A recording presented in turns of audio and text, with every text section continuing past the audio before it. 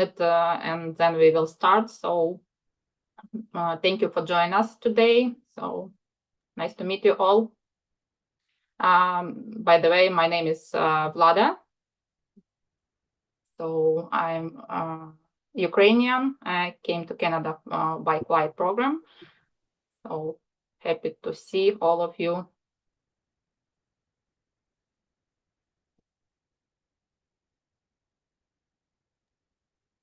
Okay, so we can start.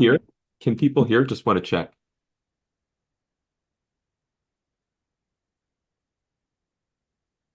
Please text in chat if you hear us well. Okay.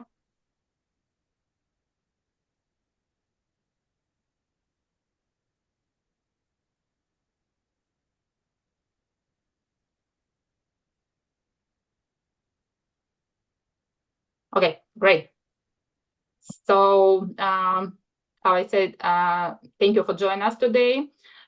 We are Pathfinders for Ukraine team, and this webinar will begin shortly in just now. So, and just a few little things. So if you have a question, please put them in our QA box. And I just want to notice that we will not address individual PR cases on today's call. And this is informational purposes only, and we are not providing legal or financial advices. So, and I will switch to Randall. So let me introduce him. Randall is a great person with a big heart who support Ukrainian from first day of the full invasion, and my honor to give him a voice. Thank you so much. Thank you, Vlada. And most importantly, I'm half Ukrainian. That's the Baron Chong. Thank you so much. And I also want to thank Roman and the UA Canada team for supporting us and live streaming. Hello for those that are watching on YouTube. We're glad to have you join. So in terms of who is it that's joining this time, this is the second time we've done this webinar. And this time we have a lot more people from around Canada. 67% of you are from Ontario, which is great, which means we have a lot more people from other parts of the country. But then again, most of the people that are attending right now are from our CUAET holders. And many of you are asking the question of how do I get PR, with 88% of you pursuing PR. The numbers are going to continue as we share our report, A Path Forward. What kind of started this entire report was folks like Vlada, who's one of our deputy directors on the Pathfinders team, as well as some of our other team members who are CUAET holders, were talking about PR over the summer. And we realized if it was a problem for these really, young, professional, talented, hardworking people, it must be a problem and a challenge for many tens of thousands of CUAET holders. And so we wanted to study that question, and that's why we launched this survey. So just quickly about our organization, we're a nonprofit organization. We're all volunteers. I think we have mostly CUAET holders, so war-displaced Ukrainians as part of our team. So most of our team members, 63%, are CUAET holders. Half of the leadership team are CUAET holders.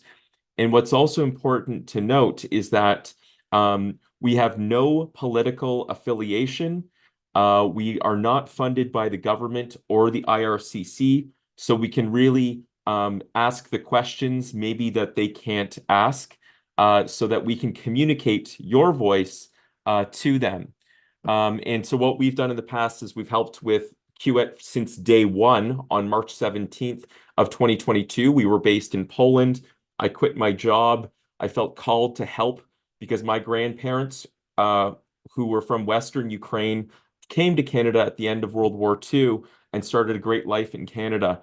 And I felt like I wanted to do something to help Ukrainians in this generation to come to Canada. And that's why I founded this organization and quit my job. And since then, we helped people with visas, with flights, and we even built an app to help people decide which city should I go to based upon my job.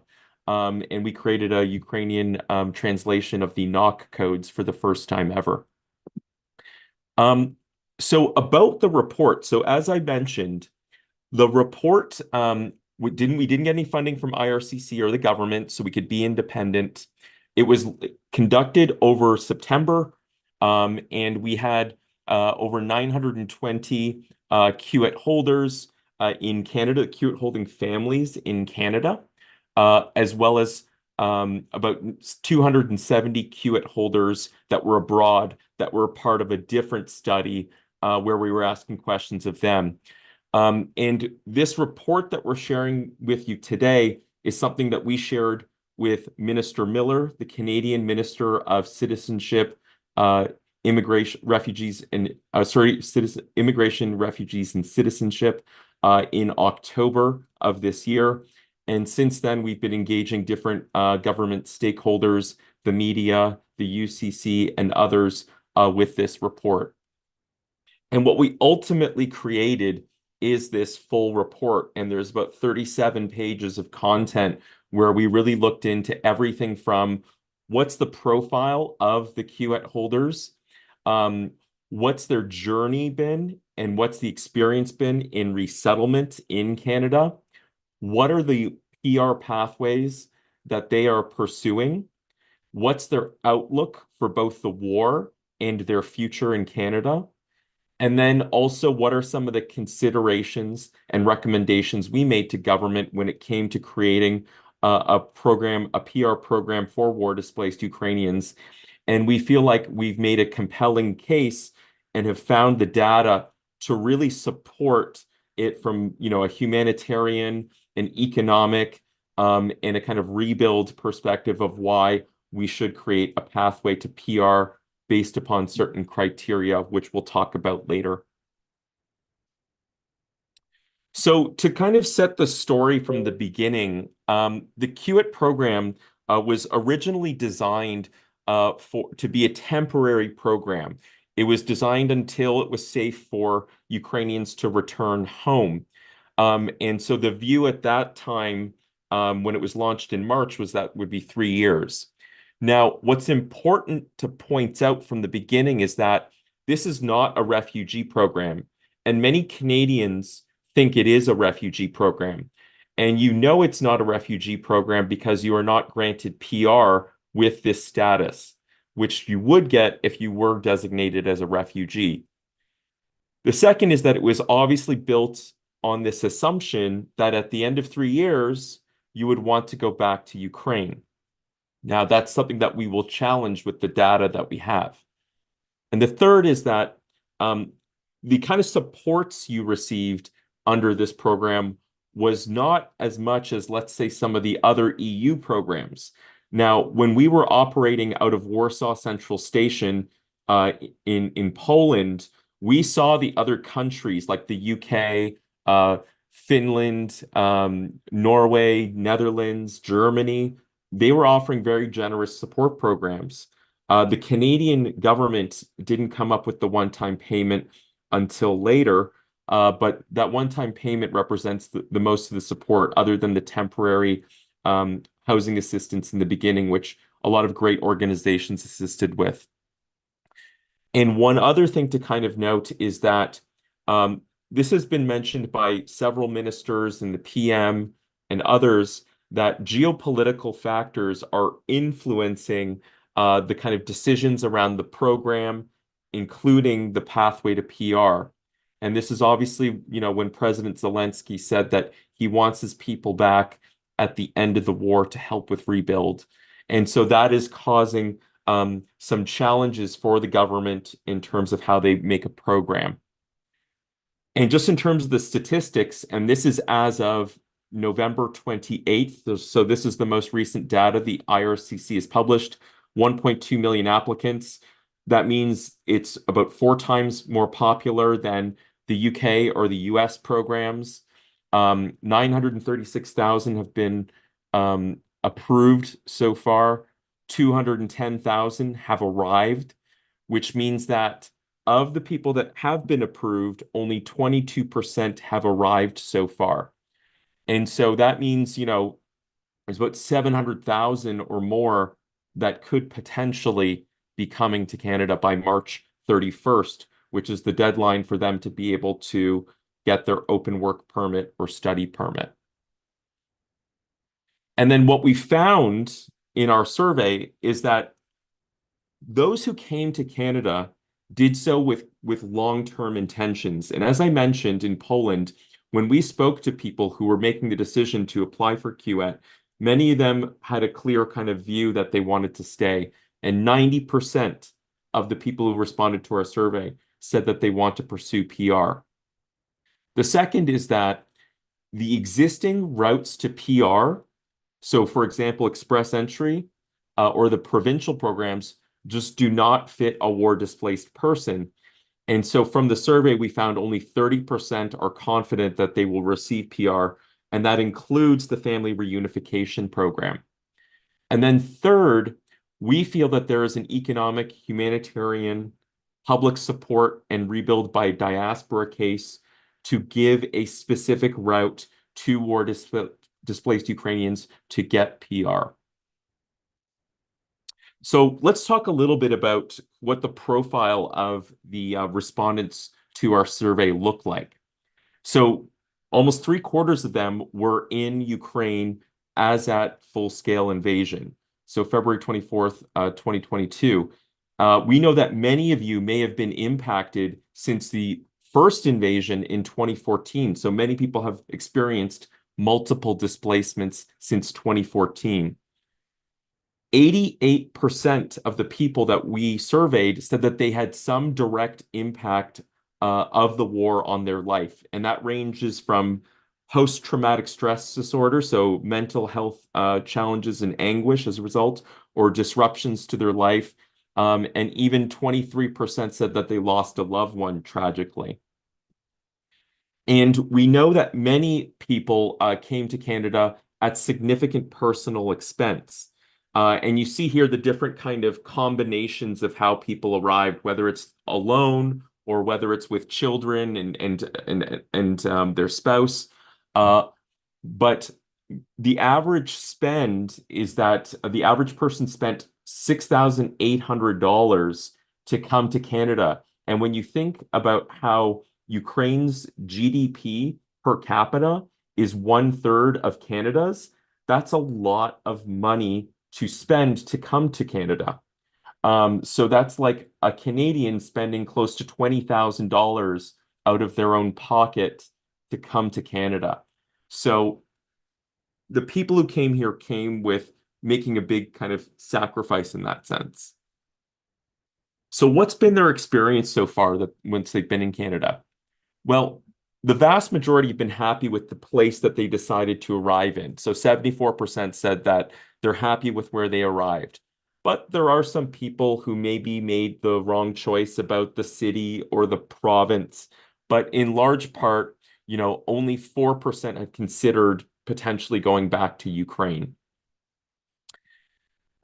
Many of you have already established roots within the community and, not just simply with housing, but let's say, attending English language classes or even French. Some of you have started to volunteer with, church groups, sports clubs, arts groups, community clubs, which is great. And I've heard great stories about Ukrainians that are teaching Canadians Ukrainian folk dancing and singing and stories. So it's great to see this kind of meshing of the two cultures. And then finally, and importantly, when it comes to employment, we looked at what was their employment situation while they were in Ukraine versus where they are today in Canada. And it's pretty good to report that 76% of the people who responded to the survey said that they are employed, whether full-time or part-time. It's obviously not as high as in the Ukraine, but that's a good kind of number considering some people have only been here for a year or so. You see there on the graph at the bottom, one thing where we know is that Ukrainians are highly educated, highly skilled, yet 50% of the people said that they are working in a sector or at a level that is lower than where they were in Ukraine, which means that there's a lot of, skill and talent and potential that we still need to unlock over time here in Canada. And hopefully through training and hopefully through a route to PR, you're able to kind of realize that. So what's the outlook of the people who responded to our survey when it comes to the future of the war? So the kind of sad kind of perspective is that only 25% believe the war will end within the next 3 years. The reason why that is important is if you think about it, the CUAET program was anticipating the end of the war being 3 years from now or less. By now, from 2022 outwards, that it's about a year and a half left or so. So most people don't believe the war will be over by the time their CUAET is over. So that's, something that the government needs to consider. And as we look at the news today, like it is still does not have a clear end in sight. The second thing that we asked about is, okay, if while you're in Canada, how do you plan on contributing to rebuild if, once the war ends or, even before the war ends, how are you kind of keeping those ties to Ukraine? And 99% of respondents said that they will support Ukraine in some form. And I can tell you, my grandparents, even when they left, they continued to give, send money, books, clothing, everything back to relatives in Ukraine and organizations there up until the day they died. Because we know that, just because you're here in Canada doesn't mean you've stopped being a Ukrainian. And so interestingly, 68% said that they would either give money to family or send money back to organizations helping rebuild. And 17% said that they want to work for a company in Canada that is working on rebuild. And we've seen many Canadian companies say they want to help rebuild.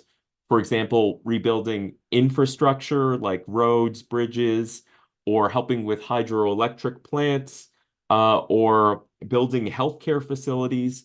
So Canada and other countries around the world have already started to talk about how they want to help support Ukraine in rebuild. And what we've seen here is that the Ukrainians that are here under CUAET, they want to do their part as well. So as I mentioned earlier, there was this assumption as well that the people who left Ukraine are the same, no matter which country they went to. And as I mentioned, we know that that wasn't the case just from what we saw in Poland and in Ukraine, because some of the people that we spoke to were kind of shopping around to other countries to see the different programs that were offered. And what we found was that a lot of the people who wanted to stay in Europe wanted to be close to family.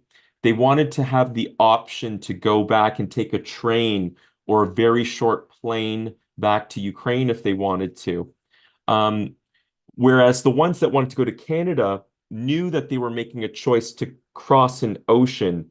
And for some, they did it because of, reasons that they wanted to feel very safe by being as far away from the conflict as possible. And others did it for other reasons, which we'll go to later. But what's interesting is when you compare the data between the Ukrainians that stayed in Europe and the Ukrainians that went to Canada. And we're comparing it to a study done by the Center for Economic Strategy, who surveyed war-displaced Ukrainians in countries like Germany, Italy, and I believe a few other European countries like Poland and Czechia, I believe. And they asked them questions around how happy were they with their current situation in that European country, and roughly 2/3 said that they're satisfied. Only 43% of them reported being employed full-time or part-time, which is quite low. And that may partly be a function because of the generous support programs that some of these countries provided. And then third, in terms of the intentions to return to Ukraine, like we mentioned and saw in Poland, Many wanted to have that ability to go back across borders very easily, and 63% of those who stayed in these countries intend on returning. Compare this to the data that we have on the Ukrainians that responded to our survey. 79% said that they are satisfied with their life in Canada. So the ones that came here are happier with their decision. If we look at the employment numbers, those are significantly better, nearly 50% better than those that are in Europe. And then finally, in terms of the intentions to return to Ukraine after the CUAET program, only 2% said that they intend to return to Ukraine post CUAET. So you see here, there's a very big difference in terms of the outcomes and the mentality between those who stayed in Europe and those who went to Canada. So one of the key questions we ultimately asked is, how many of the CUAET holders want to actually stay in Canada through pursuing permanent residence? And we found that the overwhelming majority, or 90%, said that they intend to pursue PR versus 8% that were unsure and only 2% that said that they would go back to Ukraine at the end of CUAET. Now, among that 90%, there were still some people, this was in September, who were still thinking about it, but just weren't eligible for PR yet. A small number had already applied, and some had even received it. But what's interesting is that when we asked, if the war were to end tomorrow, would you return to Ukraine? And 79% said that they would stay in Canada, even if the war ended tomorrow. So why is it that they want to stay in Canada? Well, the number one answer, as you see here, is that they want a better future for their children. And even though not necessarily 71% of people have a child, they are thinking for the long term that if they were to have children in the future, Canada is the place where they want them to grow up. And when we've spoken to some of them, it's because it's a land of peace. We haven't really seen war on our soil in a long time, whereas some of these people had experienced war since 2014 and it's been impacted again in 2022. And as you see here in these red bars, these are people who said that they have direct impacts of the war, which are stopping them from going back to Ukraine. So they have nothing to go back to, according to 44%, because of destruction of their homes or their livelihoods back home. Some are afraid of being caught in the conflict again. So people want to stay in Canada for essentially those better future, more safe, more of a safe haven for them in Canada. So the question is, okay, if 90% want to pursue PR, how are they going to go about to get that? And what we found is that most people were really unsure of which route to actually pursue to get PR. So 40% said that they don't know. And as you can see here, some people have looked into other programs like provincial nominee or express entry, and certain provinces are a bit more favorable when it comes to their provincial programs for Ukrainians, like we've seen in Saskatchewan and a few other provinces. But what's interesting to see here is that you see in that yellow box at the bottom, 23% said that they are considering pursuit of one or more program, meaning that they probably don't know exactly which one is the best one for them, or they just don't feel very confident in their ability to obtain one. So they're considering multiple options to apply for, which can cost time, it can cost money, it can cause stress. So it's not really a clear pathway forward. And when we asked people, if you did not receive PR, if you weren't successful in any of those programs, what would you do? 49% said that they would apply under humanitarian and compassionate considerations and try to stay in Canada. And as we'll talk about later, this is not necessarily a good route to go through just because the approval rate is low and there's a certain number of slots that are open for humanitarian and compassionate considerations. And you see here in the red bar at the bottom, only 14% said that they would return to Ukraine if they were not able to get PR. Many of them said that they would consider trying to go to another country in Europe or would even try going to a country outside of Europe, like the United States or elsewhere. So the question is then, why don't the current permanent residence programs fit? So the first kind of challenge from a structural perspective is that you're not deemed refugees. And as I mentioned earlier, had you been deemed refugees, you would have certain benefits kind of automatically. You would be given PR upon receiving refugee status. And even though you're de facto refugees, so your war circumstances being displaced by the war would look very similar to a refugee, you don't have that status. And that was a decision, that the United States, Canada, the UK, none of those countries gave refugee status, except for very specific cases. And then secondly, you may have heard about the family reunification program that was announced on October 23rd of this year. And in our survey, we found only 7% of CUAET holders, of the people we surveyed, said they have an immediate family member that is a Canadian resident or a Canadian citizen. So that program just benefits far too few people to be able to create a pathway to PR for enough people who want it. The second is these economic programs. So I'm talking about express entry and provincial nominee programs. They just don't fit for war displaced people. They fit people who, make a decision in their home country to come to Canada. They know their situation. They know how good their English is. They maybe have time to prepare their English. They know what skilled job they have. They can do the math and figure out if they can get PR. But it really doesn't work for someone who's had to pick up their life because of a war and come to the country. And this is especially difficult if, for example, you're over the age of 30. Now, what we found from the data we received from the IRCC, but 63% of all CUAET holders are over the age of 30. The second is it's designed for those who are working in high-skilled jobs. And as we mentioned, roughly half of you are probably working in sectors and at levels that are not as good as you were back in Ukraine. And that's not unexpected as you get on your feet here in Canada, but you're not able to realize those full skills that you probably have. Third, it's designed for those who can potentially train or get upskill and get education to help get those higher skilled jobs. But in the beginning, you had to either work or study. It wasn't until recently you could do that. And for non-residents, tuition is incredibly expensive. So certain provinces and universities have given special rates for war-displaced Ukrainians, but that's not the case everywhere. And so it's very difficult to get that education.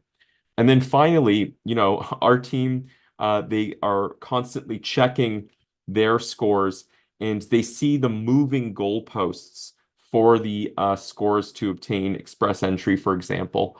And so it's very difficult when you're handling all this other stuff in your life to be able to keep up, to get that higher and higher score that's changing in order to get PR. And then, as I mentioned earlier, this third program, Humanitarian and Compassionate Considerations, it's a very small program. There's no guarantees around it, and it's pretty specialized in terms of the circumstances which will increase your likelihood of getting a humanitarian compassionate consideration. It has a low success rate, and if, as we mentioned earlier, if 49% of people who don't get PR pursue this, the success rate will go even lower because of the number of people that will be applying for it. The time it takes, the effort it takes, the money it takes is quite high. We've heard anywhere from $3,000 to $10,000 or more for a family to file it with no guarantees, because ultimately the case officer that's reviewing your file, it's up to them whether they decide to give it to you. And there's very few spots. And this speaks to this kind of last part here. There's a limited capacity in terms of the targets for PR.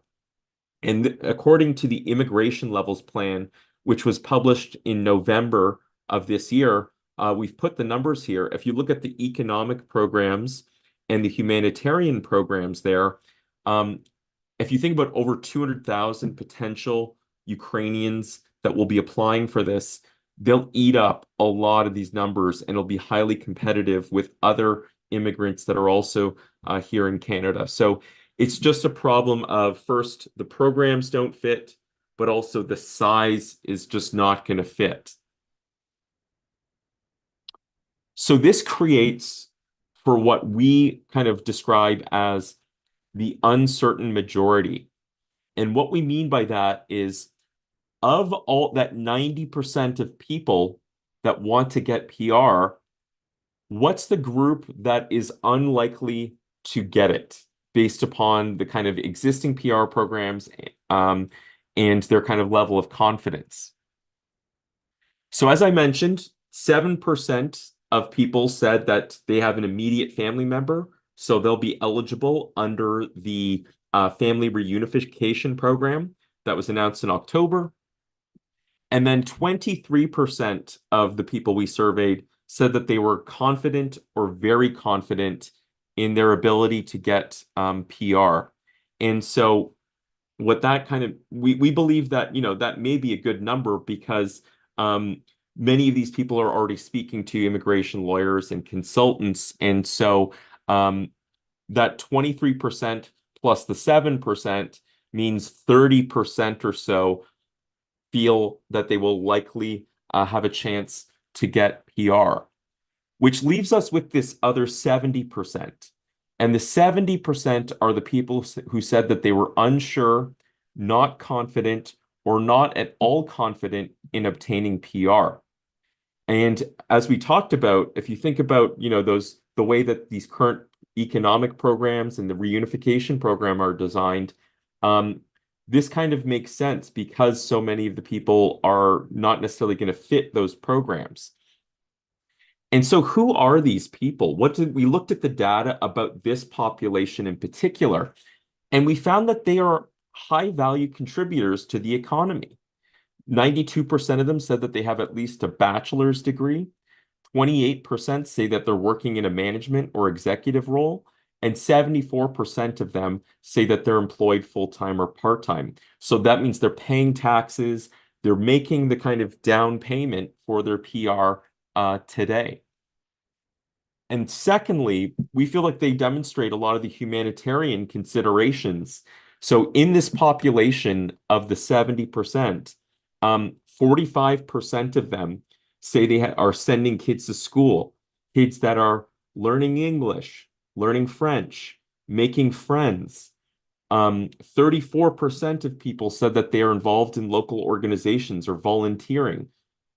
And then 71% of this group said that they have nothing to return to due to destruction, or they fear being involved in the conflict if they're sent back, or fear other reprisals. So if you think about this group, they have an economic and a humanitarian case as to why we should think about giving them a pathway to PR. And then finally, just to note, in this 70%, this uncertain majority, 68% of them said that they were over the age of 30. So again, based upon those economic programs, unless you're highly skilled, have fluent English, if you're over 30, it's really difficult unless you have those other factors to your name. So again, it makes sense that, maybe 70% or so don't feel like they will be able to get PR under existing programs. So we wanted to address some of the arguments we've heard against giving PR to war-displaced Ukrainians. And we just want to address three. In our full report, we talked about many of the other arguments we've heard, but we'll just cover the three here. So the first one that we've heard is that Ukrainians should return to their country to rebuild. Well, first, we believe that it's ultimately a personal decision of what's best for your family. You have the right to decide of whether or not you want to stay or you pursue a route to be able to stay. And it's a decision made at the family level. But then secondly, as I mentioned earlier, just because you are staying in Canada doesn't mean you've forgotten and turned your back on rebuild. And as I mentioned, 68% of the people who said that they're going to be pursuing PR will send money back to Ukraine, to family, to organizations supporting rebuild, or 17% that said that they want to work for a Canadian company supporting rebuild. Another argument we've heard is this would lead to significant brain drain on Ukraine if we took all these people. Now, the reality is that Canada's arrivals, the 210,000 or so, only represent about 3% of the total war-displaced population. There's been about 6 million that have 6.3 million, according to the UNHCR, that have left Ukraine as a result of the war. Obviously, most of those are in Europe. And it only represents about 0.4% of the pre-full-scale invasion population. And even if they didn't receive PR, it does not appear that they would even want to return to Ukraine, as only 14% said that they would return to Ukraine if they don't receive PR. The third argument that we've heard is that by giving PR to war-displaced Ukrainians, it's a signal of no confidence to the armed forces of Ukraine that's obviously bravely fighting the fight on the front lines against the Russian invasion. And what we believe first is that Canada's vote of confidence to the AFU continues through military aid. And from what we've seen from the government is that that commitment will continue. Secondly, of the people we surveyed, 11% said that they had a family member who was in the armed forces of Ukraine currently serving. And when we spoke to some of them, they said that their loved ones that are fighting over there feel comfort knowing that their spouses are going to work, their children are going to school, their parents are safe in Canada. And so it gives them a sense of comfort knowing that they're here and can live in that safety and are not having to be displaced again and again and again. So this may be a comfort to those folks that are fighting. So now that we've shared with you why we need a PR program in terms of the economic and humanitarian reasons and why the existing PR programs don't work, we presented this study and our findings, the full report, the full 37 pages, to Minister Miller, as well as several other MPs from the Immigration Committee, Foreign Affairs Committees in the opposition parties, as well as the chairman of the House Foreign Affairs Committee. And our kind of ask was to create a temporary public policy to address a PR program for war-displaced Ukrainians with certain conditions. Now, the temporary public policy is something that, requires the cabinet support, but is ultimately something the minister can do without creating a new law. So it can be done relatively quickly. And in fact, the family reunification program that was just issued in October, that was done through a temporary public policy as well. So what we recommended was create a route to PR under a temporary public policy based upon the following criteria. So we recommended these criteria that try to address the humanitarian and economic considerations. So the first is that we recommended that they had resided in Ukraine as at February 1st, 2014 or later. So that means impacted by the first invasion or later. And as we saw from our survey, 72% of this uncertain majority had been in Ukraine as at full-scale invasion in 2022. So we should be capturing most people under this. These are the people who were directly affected either by the first or the full-scale invasion. The second point we made was they should have been working full-time for 1 year under their CUAET or a part-time equivalent in a NOC tier 0 to 3. So that those are those skilled classes, or in an in-demand job. And as we've seen in certain provinces, these in-demand categories can be jobs that aren't necessarily high skilled. So things like personal support workers, truck drivers, things like that. And then finally, we had a kind of recommendation around a language level of CLB5, which is relatively low and I think attainable within being in Canada for a year. So one of the other things we pointed out to government when we presented this data is that Canadians seem to broadly support a pathway to PR for war-displaced Ukrainians. A poll released by Leger, which is a reputable Canadian polling agency at the end of November, asked, would you support a program where those that have come under CUAET to get a permanent status here in Canada? And 54% said yes. And even though 54% may sound low, only 23% are opposed. So that means most people are not opposed to it. There's 22% that just don't know or just didn't want to answer. And we believe that some of those folks with education may be a supporter.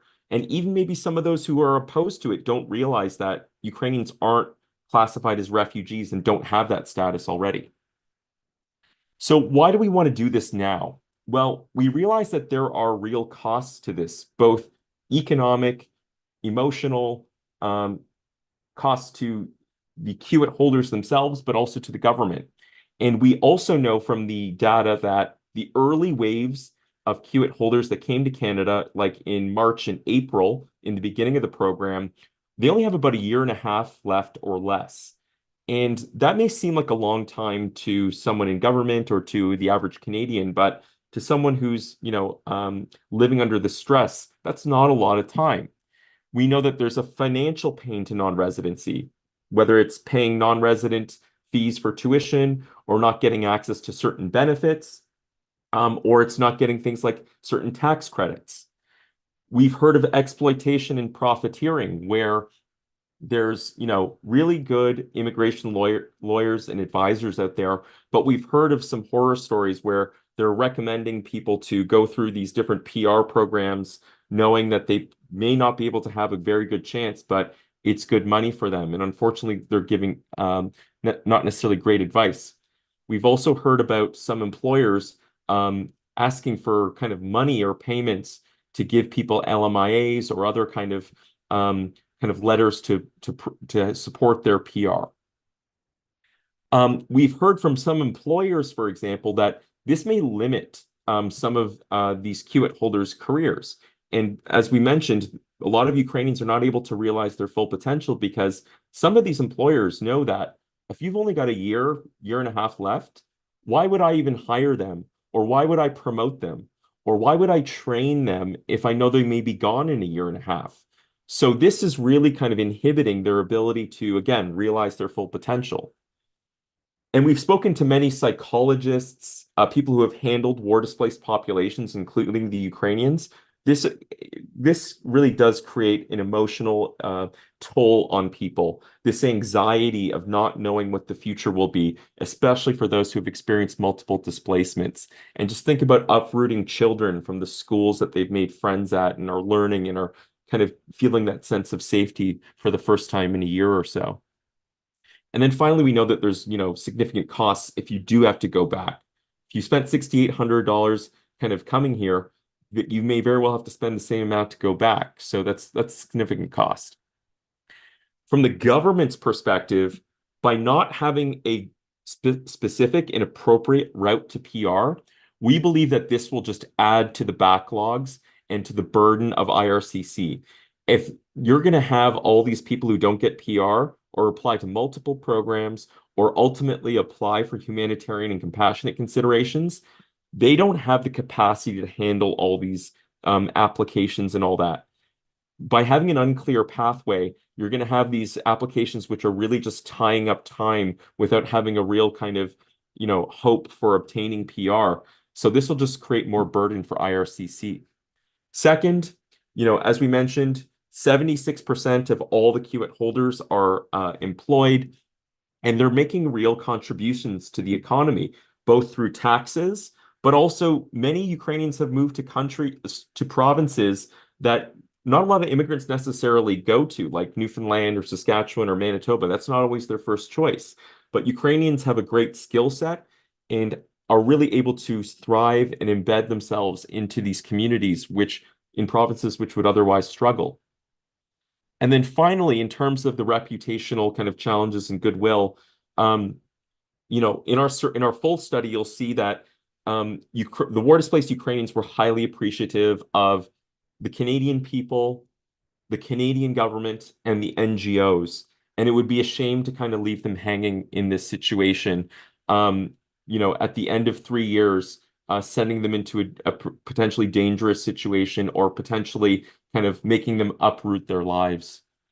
So ultimately, we feel by creating a pathway to PR, it's a balanced win for all, for the CUAET holders themselves, for Canada, and even for the government of Ukraine.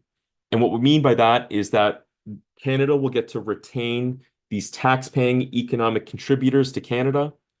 We'll be able to uphold our humanitarian values and uphold humanitarian law principles like non-refoulement, not sending someone back into a dangerous situation.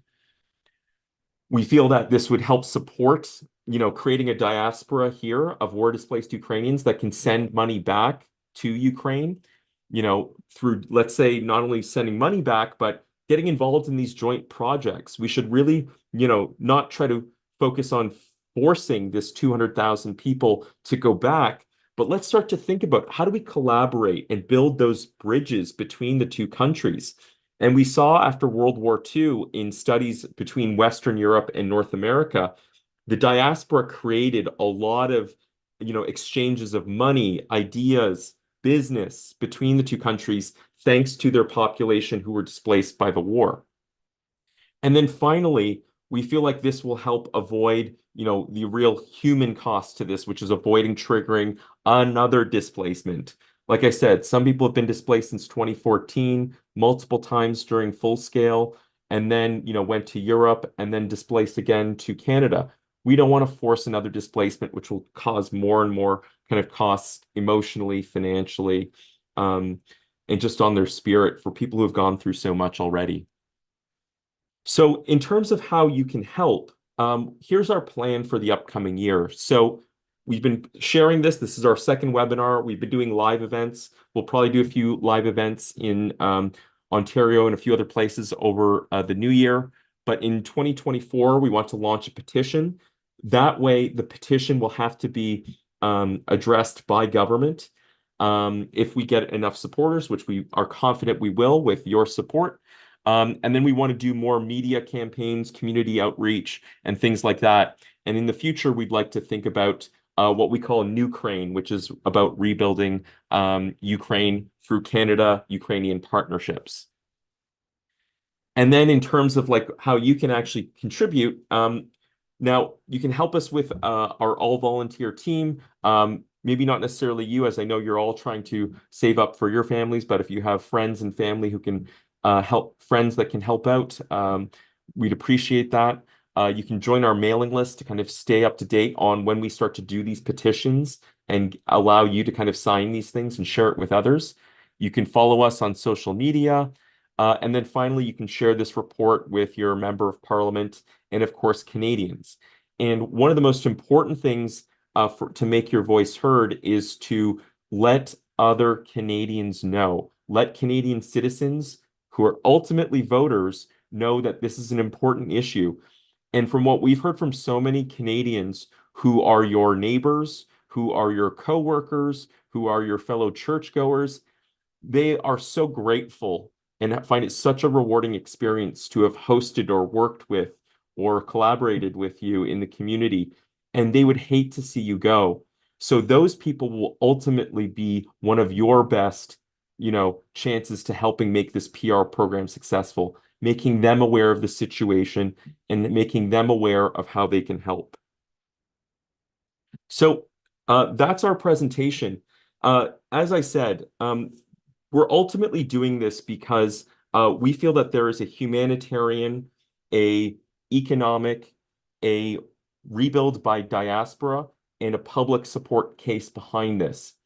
And we're doing this because it's ultimately what we believe to be the right thing for both you, the people who have experienced this displacement by the war, for the government of Canada, for the government of Ukraine. We feel like this is the best approach to move to create a path forward.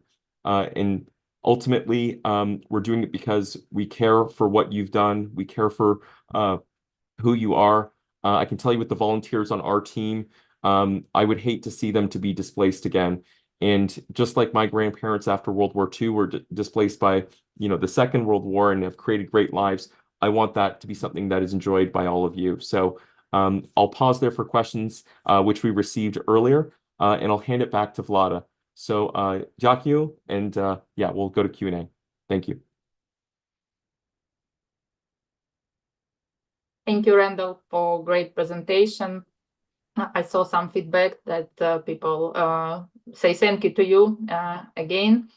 And when people registered to our webinar, some of them leave some questions to us, and I will say them now. So the first question is, if there is a chance that a separate program for CUAET holders be devised, at least applicable to CUAET holders who have no close relatives living in Canada? And I think Randall can answer for this question. Yeah, that's exactly what we're trying to propose to the government is, how do we create a PR program that specifically recognizes the situation of war-displaced Ukrainians, so these CUAET holders, because like we said, very few of you have immediate family members that are Canadian citizens or residents, parent, grandparent, spouse, child, grandchild. So it's just not, that's not enough of a program. So that's why we talked about creating a program that recognizes those, that you've been working, that you have a sufficient level of English language, and also that kind of you've been in Ukraine as at the time of the war and things like that. So we said that ultimately that's the program we proposed. We don't know how it'll take shape, but we'll see from what the minister decides. Thank you, Randall. And the next question is how to calculate my score for express entry? What are the tools you can use to calculate this? And I can answer for this question. So you just need to put in a Google express entry calculator. And I will also put a link to this chat so you can try to do it by yourself. It's very easy to use, so you just need to answer for the question and you will see your score. So other question is it possible to present a letter to the government of Canada with all the arguments to a PR pass for CUAET holders who are 40 plus age? For instance, many of us found good jobs, kids are integrating, some of us lost houses in Ukraine, some of us speak English and French, but still do not have enough points, and etc. I have some arguments which are already ready and can share. Randall, can you answer, please? Yeah, sure. So that's exactly the pathway that we're looking at, is to write a petition which articulates to government those stories. What's important is that, unfortunately, under these petition rules, we need Canadians to sign this. And so this is where we need your help to share this petition, share the stories, and share our report, for example, to get their signatures and to tell their members of parliament. You guys can't vote yet, unfortunately, and the election's coming up in 2025.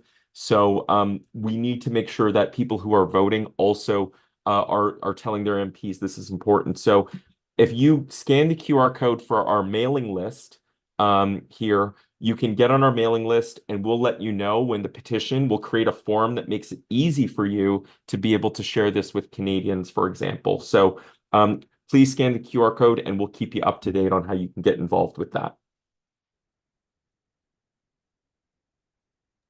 Thank you, Randall. Next question is the fact that Ukraine is opposite to other countries integrating Ukrainian nationals in hopes that they will return back home and help to rebuild the country. Canada cannot go against what Ukraine says. It was Ukraine originally that asked for the solution to be temporary and not permanently to preserve the safety of its citizens who are displaced. I can answer for this question because I'm those person who was displaced by the war, and this is pretty much easy answer. So this is personal choice of all of the people. So like Randall said during this webinar, so to obtain for PR in Canada doesn't mean that your Ukrainian citizenship will cancel. So we still will be Ukrainian, and this is your choice to come back home or stay here whenever it safety here. So this is our strong position, and we heard that it's respectful from government of Canada too.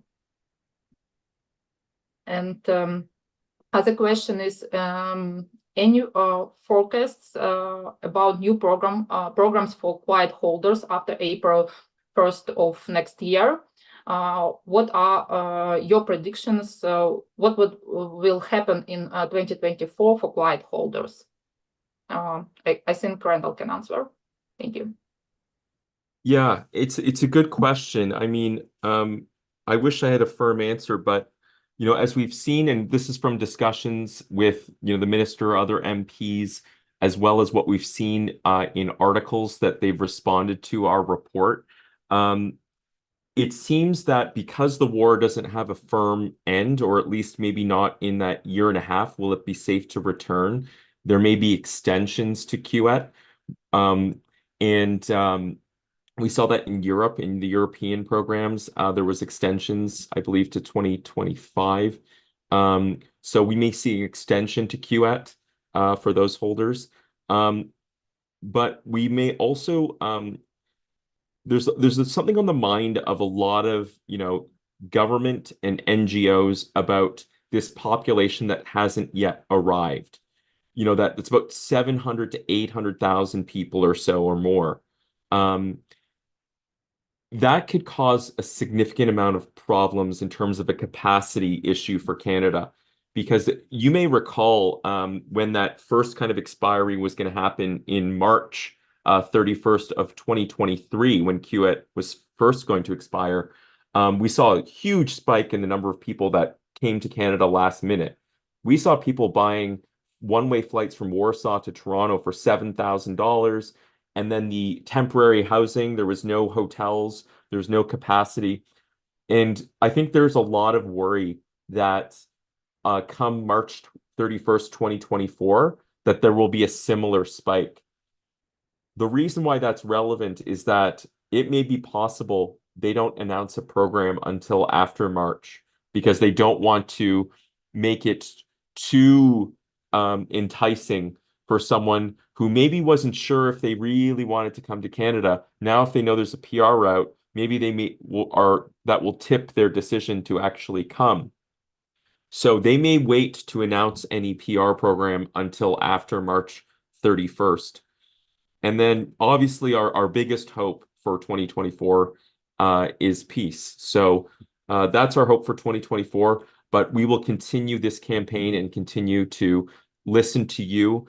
Please share your stories to help equip us with those voices so that we can bring it to government, to other Canadians, and share it to help make this case even stronger. Thank you, Randall.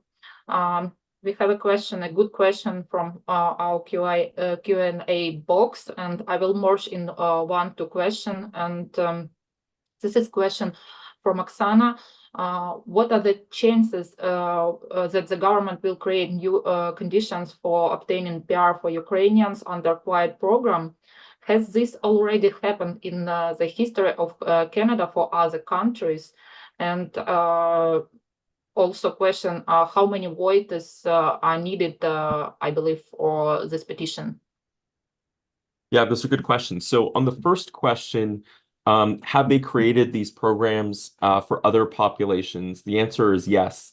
So these temporary public policies are essentially when the minister, makes a decision, they have to create a justification as to why they create these programs for a certain amount of time, and it empowers them to give, for example, different kind of essentially these routes to, for example, PR. So one example more recently was for people from Hong Kong when there was some deemed political persecution of people from Hong Kong. There was routes to come to Canada. There was routes to PR for people in that situation. There were even early versions of these programs for people who were politically oppressed during the Soviet era.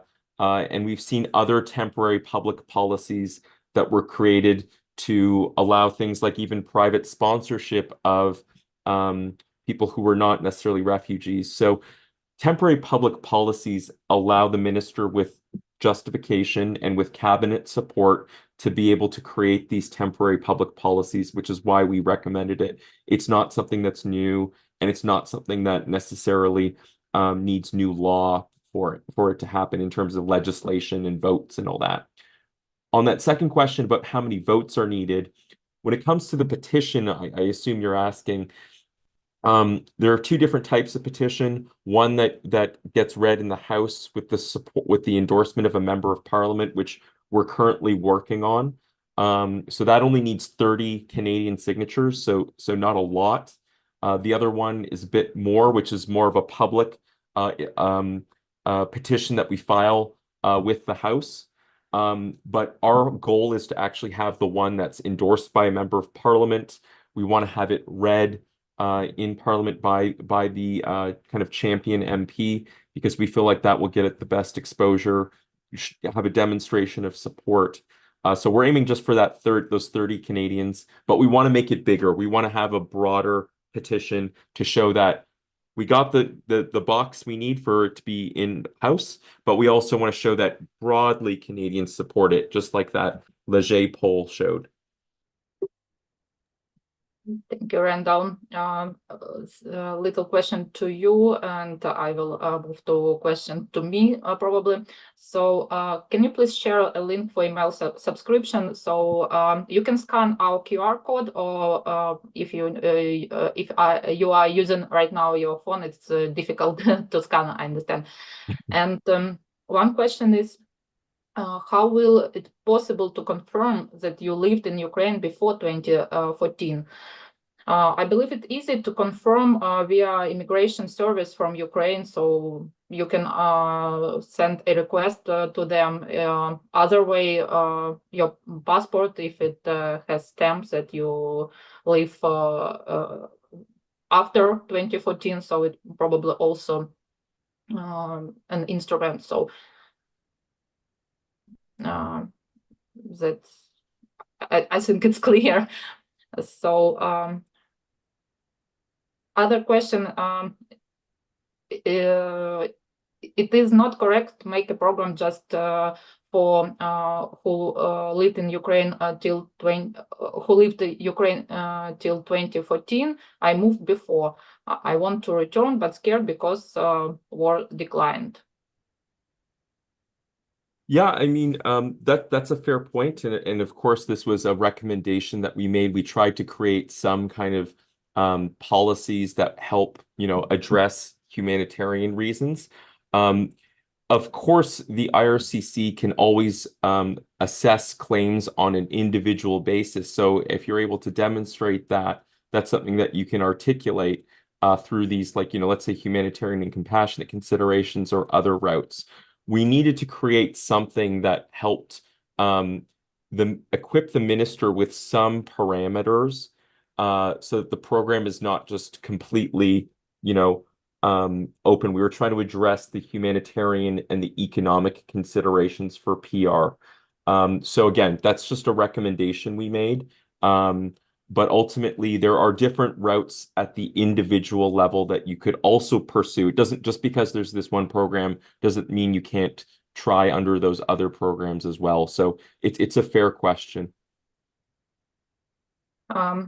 Other question I can answer quickly. So what about people who have more than 1 year full-time job experience but not enough points and job is under NOC 6? So you saw in our presentation, so we don't, our proposal is do not use any NOC at all. So you just need to work 1 year full-time or part-time. So I think that's it. Good question from our YouTube stream also. So is there a way federal government deal with government of Quebec to address implementation of such a program? Yeah, sorry, just quickly on your last on that last question. We did put NOC tier 0 to 3. Again, this was just a proposal, and this was just something that was actually similar to some of the other temporary public policies that have been created. But again, the government will need to assess, what the appropriate kind of parameters are. So that was just a suggestion we made. We also included in-demand jobs. So that's like that's a designation that kind of these provinces and other the government has come up with for these non-skilled classes. So as I mentioned, like personal support workers or other logistics workers, things like that, those have also been deemed in demand, and therefore we would want to capture those as well. So again, we were trying to do something that gives them an economic justification for it, but again, proposed. On that kind of question from YouTube, sorry, could you remind me what exactly it was again? Sure, just a second. If there is a way federal government deal with government of Quebec to address implementation of such a program. Right. So obviously there's under the economic class, you see that within that is the provincial nominee program. We don't know exactly what discussions were had, but what we can say is that the minister wrote us a letter after our meeting saying that there was a meeting between himself and the provincial ministers of immigration to discuss this, and there was no specific kind of program or policy that came out of that. Ultimately, it's the province's decision. You've seen in some provinces like Saskatchewan, they've created, more conducive pathways for CUAET holders, or expanded the kind of routes to PR, for example. We are planning on engaging some of the provincial governments as well to share this information with them. But yeah, we believe that the provincial governments can play a role. And in our full report, we talk about even giving bonus points to CUAET holders as part of their provincial programs. But there are some kind of downsides to that. But yes, provincial governments can absolutely play a role. Thank you, Randall. Other question from YouTube, can we get a link for petitions? So, and thank you for admin of your Canada for their support and for their answers. So when link will be ready, they will announce on their channel as well, so you can follow it. And one more question. So can people get intention for quiet visa? And I can answer for this question. So, and one volunteer shared with us official information from IRCC that you can apply for extension your visa, and not visa, I mean work permit. Was that for the expired passport, or was that for? I believe for. Or for those under the temporary resident, yeah. Yeah, temporary. check other question. Just a second.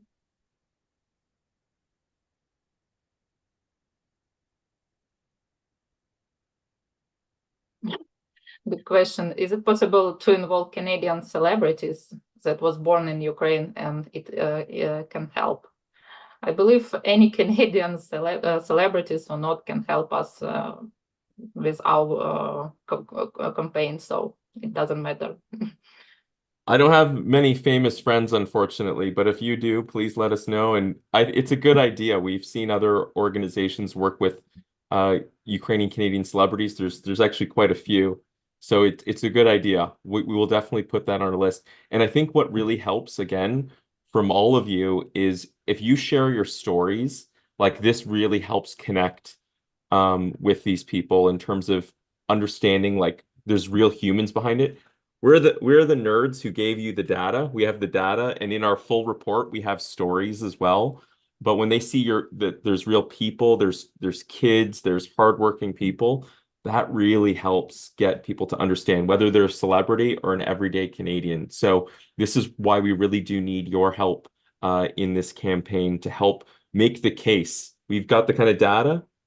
We need to make the case to show there's real humans, there's real people, and people that we want to support.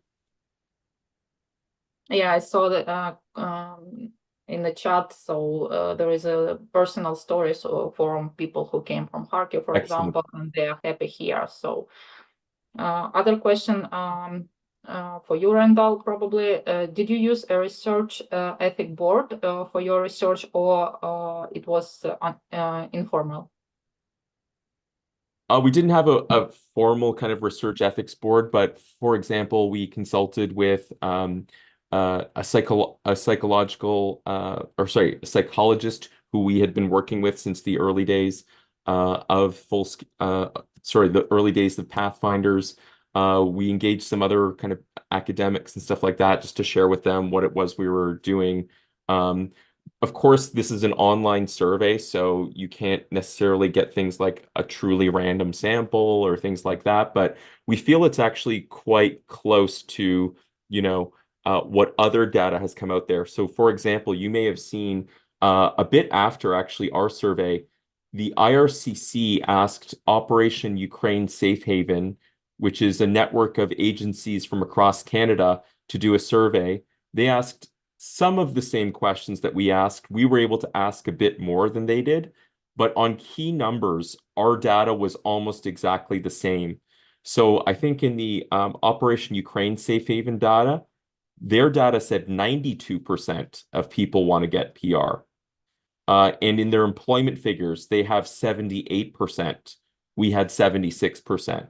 So in terms of the accuracy of the data, it's quite close to theirs, and they actually had access to CUAET holders via the IRCC, and we did it through these online kind of surveys and through networks and through organizations like UA Canada and great folks like Roman and stuff like that. So yeah, we appreciate everyone's kind of help in making this happen. I think last question, yeah. So is this pathway is only for Ontario or for other provinces too? This is for all, of course. I understand that Ontario is probably hardest province to obtain the PR, but anyway, it's for everyone and across the Canada. Yeah, exactly. That's why we're going to the federal minister. But as I mentioned, we are also planning on sharing this with the provincial ministers of immigration who have jurisdiction over those provincial nominee programs.